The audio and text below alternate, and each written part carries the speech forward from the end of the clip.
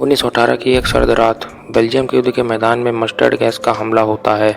एक साधारण जर्मन सिपाही अंधा हो जाता है, उसे अस्पताल लाया जाता है। डॉक्टर कहते हैं कि उसकी आंखों में कोई चोट नहीं है, फिर भी उसे कुछ दिखाई नहीं दे रहा था। इसे कहा जाता है हिस्टेरिकल ब्लाइंडनेस, यानी दिमाग ने सदमे के कारण देखना बंद कर दिया है। लेकिन जैसे ही उसे खबर मिलती है कि जर्मनी ने सरेंडर कर दिया, अचानक उसकी रोशनी वापस आ जाती है। उसे लगता है कि उसे कोई ईश्वरीय संकेत मिला है। वह चीखता है कि अब मुझे रास्ता दिख गया है। क्या आप जानते हैं कि अगर वह उस रात अंधा ना हुआ होता तो शायद दुनिया ने वो तबाही ना देखी होती जिसे हम होलोकॉस्ट कहते हैं। आखिर कैसे एक पेंटर, एक बेघर सिपाही दुनिया का सबसे खूंखार तानाशाह बन गया, चलिए जानते हैं आज के इस वीडियो में। प्रथम विश्व युद्ध के बाद जर्मनी पर भारी जुर्माना थोपा गया। लोग भूखे मर रहे थे। नोटों की कीमत रद्दी के बराबर थी। इसी अंधेरे में हिटलर ने रोशनी का वादा किया। वह कोई साधारण नेता नहीं, वह एक जादूगर था, शब्दों का जादूगर। हिटलर का मानना था कि बड़ा झूठ बोलो, उसे सादा रखो, बार बार दोहराओ और अंत में लोग उसे सच मान लेंगे। लोग उसे मसीहा मानने भी लगे। उसने जर्मन लोगों को बताया कि वे आर्य हैं, दुनिया के सबसे श्रेष्ठ लोग, और उनकी बर्बादी का कारण है यहूदी।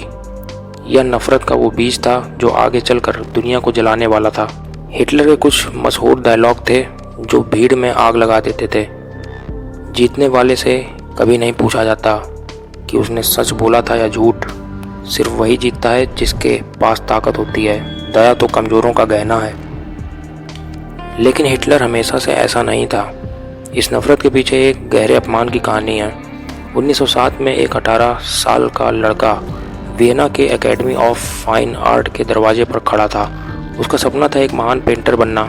उसने 2 बार एंट्रेंस एग्जाम भी दिया और दोनों बार उसे यह कहकर निकाल दिया गया कि तुम में टैलेंट की कमी है। पैसे खत्म हो चुके थे। हिटलर वियना की सड़कों पर बेघर होकर घूमने लगा। सूप किचन में खाना खाता और अपनी छोटी छोटी पेंटिंग्स बेचकर गुजारा करता था। इतिहासकारों का मानना है कि वियना की उन्हीं सड़कों पर उसने यहूदियों के खिलाफ नफरत सीखी, जिसे उसने अपने नाकाम करियर का जिम्मेदार माना। अगर उस दिन उसे आर्ट स्कूल में एडमिशन मिल जाता तो शायद दुनिया को दूसरा विश्व युद्ध ना देखना पड़ता। हिटलर जानता था कि वह दिखने में साधारण है, लेकिन उसकी ताकत उसकी आवाज़ थी। उसने अपनी आवाज़ को एक हथियार की तरह इस्तेमाल किया। क्या आपको पता है, हिटलर अपने भाषणों की घंटों प्रैक्टिस करता था। उसने अपने फोटोग्राफ्स हेनरिक हॉफमैन को बुलाया और खुद की तस्वीरें खिंचवाईं।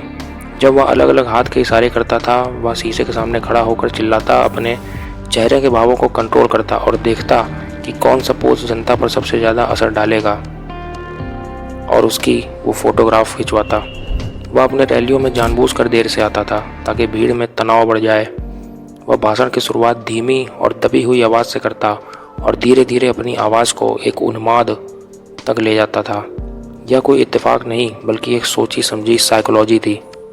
हिटलर का निजी जीवन किसी रहस्यमय थ्रिलर से कम नहीं था।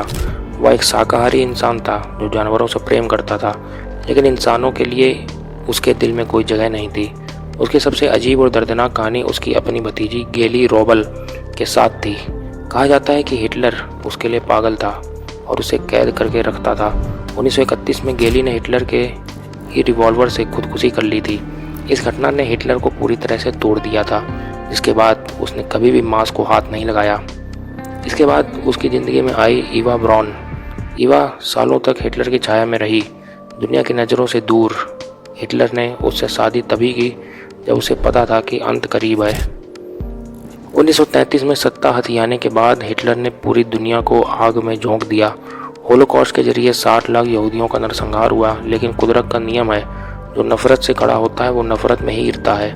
1945 आते आते वही हिटलर जो पूरी दुनिया जीतना चाहता था, बर्लिन में ज़मीन से 50 फीट नीचे एक फ्यूहरर बंकर में चूहे की तरह छिपा हुआ था। बाहर सोवियत सेना की तोपें गरज रही थीं।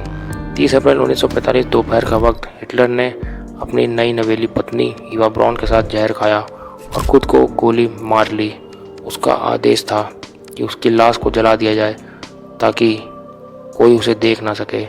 अस्पताल के उस अंधेरे कमरे से शुरू हुआ सफ़र बंकर के एक अंधेरे कमरे में ही ख़त्म हुआ। हिटलर का इतिहास हमें सिखाता है कि प्रोपेगेंडा, नफरत और एक इंसान को भगवान मान लेने की गलती किसी भी सभ्यता को राख बदल सकती है। तो दोस्तों ये था हिटलर के बारे में।